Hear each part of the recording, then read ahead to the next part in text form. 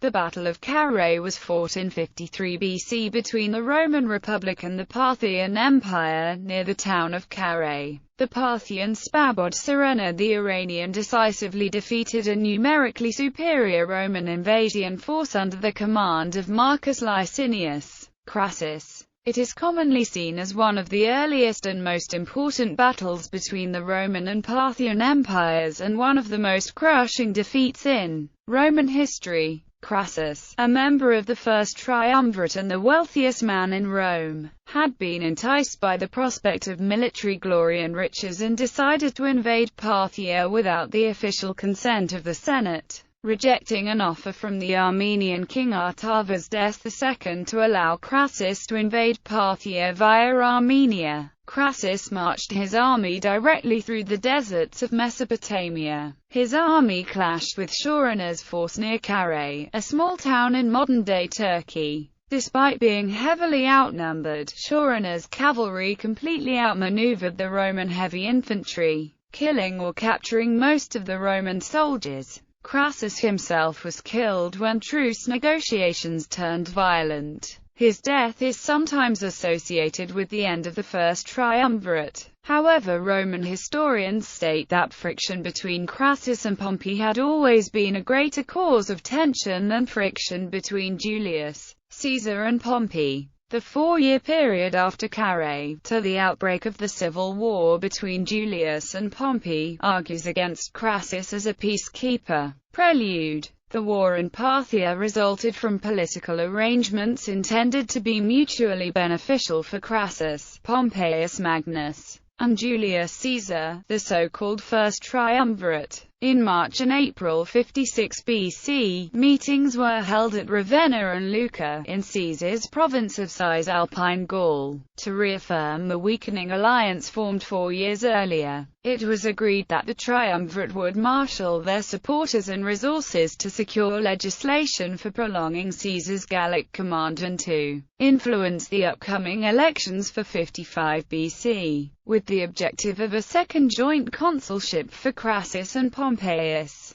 The leaders of the triumvirate aimed to expand their faction's power through traditional means, military commands, placing political allies in office, and advancing legislation to promote their interests. Pressure in various forms was brought to bear on the elections. Money, influence through patronage and friendship, and the force of 1,000 troopers brought from Gaul by Crassus's son Publius. The faction secured the consulship and most, though not all, of the other offices sought. Legislation passed by the tribune Trebonius granted extended proconsulships of 5 years, matching that of Caesar in Gaul, to the 2 outgoing consuls. The Spanish provinces would go to Pompeius. Crassus arranged to have Syria, with the transparent intention of going to war with Parthia. The notoriously wealthy Marcus Crassus was around 60 and hearing impaired when he embarked on the Parthian invasion. Greed is often regarded by the ancient sources, particularly his biographer Plutarch, as his major character fault and also his motive for going to war. Historian of Rome Eric Gruen believed that Crassus's purpose was to enrich the public treasury, since personal wealth was not what Crassus himself most lacked. Most modern historians tend to view insatiable greed, envy of Pompey's military exploits, and rivalry as his motivation. Since Crassus's long-faded military reputation had always been inferior to that of Pompeius, and after 5 years of war in Gaul, to that of Caesar. His major military achievements had been the defeat of Spartacus in 71 and his victory at Battle of the Colline Gate for Sulla a decade earlier. Plutarch notes that Caesar wrote to Crassus from Gaul, endorsing the plan to invade Parthia, an indication that he regarded Crassus's military campaign as complementary and not merely rivalrous to his own. Another factor in Crassus's decision to invade Parthia was the expected ease of the campaign. The Roman legions had easily crushed the numerically superior armies of other eastern powers such as Pontus and Armenia, and Crassus expected Parthia to be an easy target. Cicero, however, suggests an additional factor: the ambitions of the talented Publius Crassus, who had commanded successful campaigns in Gaul under Caesar. Upon his return to Rome as a highly decorated officer, Publius took steps to establish his own political career. Roman sources view the Battle of Carrhae not only as a calamity for Rome and a disgrace for Marcus Crassus, but also as a tragedy for cutting short Publius Crassus's promising career. Some Romans objected to the war against Parthia. Cicero calls it a war nulla causa, on the grounds that Parthia had a treaty with Rome. The tribune Attius Capito put up strenuous opposition, and infamously conducted a public ritual of execration as Crassus prepared to depart. Despite protests and dire omens, Marcus Crassus left Rome on November 14, 55 BC. Publius Crassus joined him in Syria during the winter of 54–53 BC, bringing with him the 1,000 Celtic cavalry troopers from Gaul who remained loyal to their young leader until death. Invasion of Parthia. Crassus arrived in Syria in late 55 BC and immediately set about using his immense wealth to raise an army. He assembled a force of 7 legions. In addition, he had about 4,000 light infantry and 4,000 cavalry, including the 1,000 Gallic cavalry Publius had brought with him. With the aid of Hellenic settlements in Syria and support of about 6,000 cavalry from Artavasdes, the Armenian king, Crassus marched on Parthia. Artavasdes advised him to take a route through Armenia to avoid the desert and offered him reinforcements of 16,000 cavalry and 30,000 infantry. Crassus refused the offer and decided to take the direct route through Mesopotamia, and capture the great cities in the region. In response, the Parthian king Orodes II divided his army and he took most of the soldiers, mainly foot archers with a small amount of cavalry, to punish the Armenians, and sent the rest of his forces, 9,000 horse archers and 1,000 cataphracts under the command of the general Serena, to scout out and harass Crassus' army. Orodes did not anticipate that Serena's force, outnumbered by almost 4-1, would be able to defeat Crassus, and merely wanted to delay him. Crassus received directions from the Osroene chieftain Ariamnus, who had previously assisted Pompey in his eastern campaigns. Crassus trusted Ariamnus, but Ariamnus was in the pay of the Parthians. He urged Crassus to attack at once, falsely stating that the Parthians were weak and disorganized. He then led Crassus's army into the most desolate part of the desert, far from any water. Crassus then received a message from Artavasdes claiming that the main Parthian army was in Armenia and begging him for help. Crassus ignored the message and continued his advance into Mesopotamia. He encountered Serena's army near the town of Carrhae. The battle. After being informed of the presence of the Parthian army, Crassus panicked. His general Cassius recommended that the army be deployed in the traditional Roman fashion, with infantry forming the center and cavalry on the wings. At first Crassus agreed, but he soon changed his mind and redeployed his men into a hollow square, each side formed by 12 cohorts. This formation would protect his forces from being outflanked, but at the cost of mobility. The Roman forces advanced and came to a stream. Crassus' generals advised him to make camp and attack the next morning in order to give his men a chance to rest. Publius, however, was eager to fight and managed to convince Crassus to confront the Parthians immediately. The Parthians went to great lengths to intimidate the Romans. First they beat a great number of hollow drums and the Roman troops were unsettled by the loud and cacophonous noise. Serena then ordered his cataphracts to cover their armor in cloths and advance. When they were within sight of the Romans, they simultaneously dropped the cloths, revealing their shining armor. The sight was designed to intimidate the Romans, but Serena was impressed by the lack of effect it had. Though he had originally planned to shatter the Roman lines with a charge by his cataphracts, He judged that this would not be enough to break them at this point. Thus, he sent his horse archers to surround the Roman square. Crassus sent his skirmishers to drive the horse archers off, but they were driven back by the latter's arrows. The horse archers then engaged the legionaries. The legionaries were protected by their large shields and armor, but these could not cover the entire body. Some historians describe the arrows partially penetrating the Roman shields, and nailing the shields to the limbs of the Roman infantry. Other historians state that the majority of wounds inflicted were non-fatal hits to exposed limbs. The Romans repeatedly advanced towards the Parthians to attempt to engage in close-quarters fighting, but the horse archers were always able to retreat safely, losing Parthian shots as they withdrew. The legionaries then formed the Testudo formation, in which they locked their shields together to present a nearly impenetrable front to missiles. However, this formation severely restricted their ability in melee combat.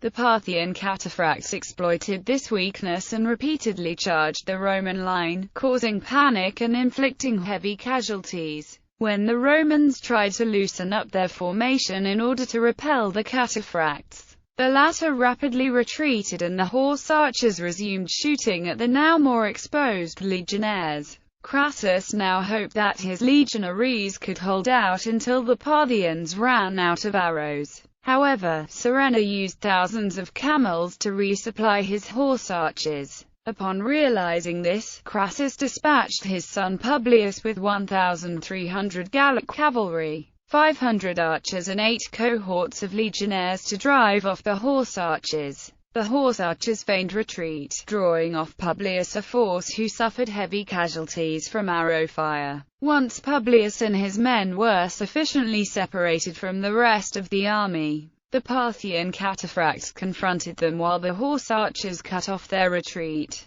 In the ensuing combat the Gauls fought bravely, however their inferiority in weapons and armor was evident and they eventually retreated to a hill, where Publius committed suicide while the rest of his men were slaughtered. Crassus, unaware of his son's fate but realizing Publius was in danger, ordered a general advance. He was confronted with the sight of his son's head on a spear. The Parthian horse archers began to surround the Roman infantry, shooting at them from all directions, while the cataphracts mounted a series of charges that disorganized the Romans. The Parthian onslaught did not cease until nightfall. Crassus, deeply shaken by his son's death, ordered a retreat to the nearby town of Carrhae, leaving behind thousands of wounded, who were captured by the Parthians. The next day, Surenna sent a message to the Romans, offering to negotiate with Crassus. Surenna proposed a truce, allowing the Roman army to return to Syria safely in exchange for Rome giving up all territory east of the Euphrates. Surenna either sent an embassy to the Romans by the hills or went himself, stating he wanted a peace conference to evacuate.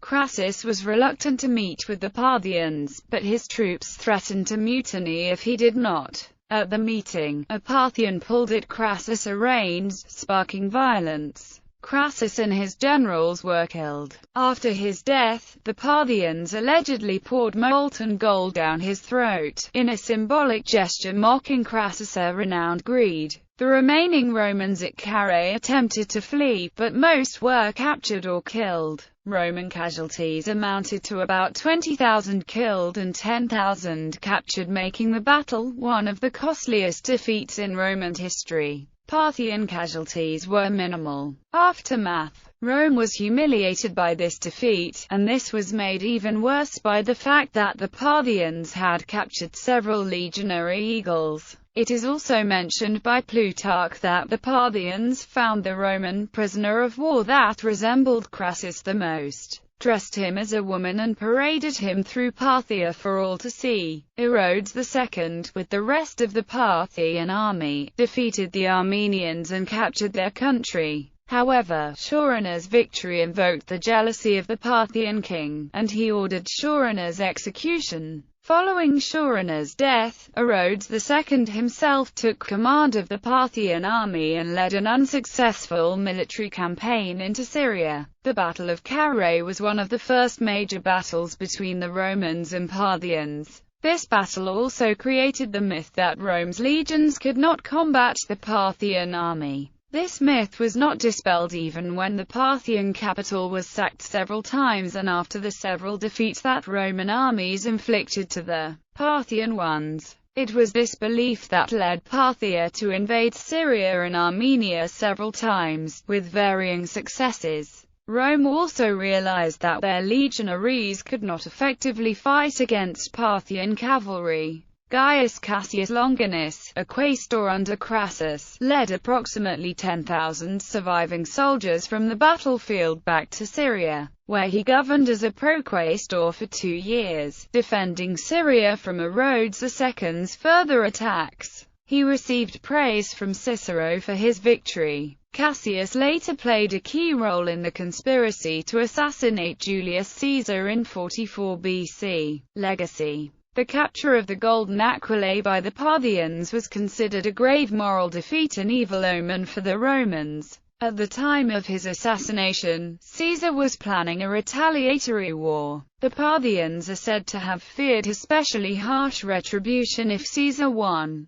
because the surviving son of Crassus would be among the Roman forces. However, the fall of the Roman Republic intervened, and the beginning of imperial monarchy at Rome followed. Sulla's first march on Rome in 88 BC had begun the collapse of the republican form of government. But the death of Crassus and the loss of his legions utterly reconfigured the balance of power at Rome. An old theory ran that the death of Crassus, along with the death of Julia in 54, Pompey's wife and Caesar's daughter, may have severed the ties between Caesar and Pompey. The first triumvirate no longer existed. As a result, civil war broke out. Caesar won, and the Republic quickly became an autocratic dictatorship. But several astute historians note the lapse of time between Crassus' death and the outbreak of civil war. Gaius Stern has claimed that Crassus' death nearly cut the links the first triumvirate enjoyed with the blue-blooded aristocracy, leaving the entire state vulnerable to the friction that eventually turned into civil war. Thus, an immediate effect of the battle may have been the elimination of certain private checks and balances that formerly kept a lid on political tensions.